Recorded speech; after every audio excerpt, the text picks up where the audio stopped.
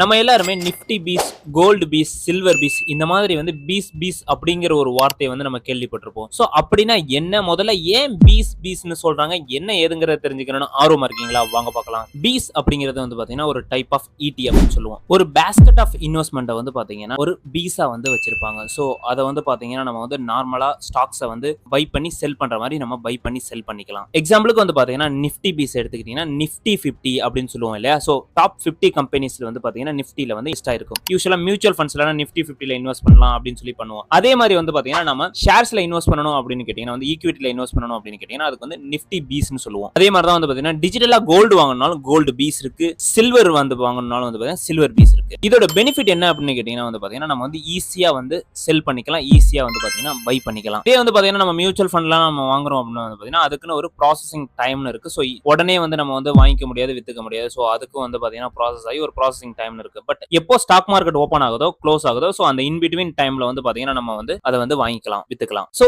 இந்த வீடியோல வந்து உங்களுக்கு நிஃப்டி பீஸ், கோல்டு பீஸ் இப்படின்னா என்ன அப்படிங்கிறது வந்து பாத்தீங்கன்னா கிளியரா தெரிஞ்சிருக்கும் அப்படின்னு சொல்லி நான் நினைக்கிறேன். உங்களை எத்தனை பேர் வந்து பீஸ்ல இன்வெஸ்ட் பண்றீங்க அப்படிங்கறத கமெண்ட்ல சொல்லுங்க.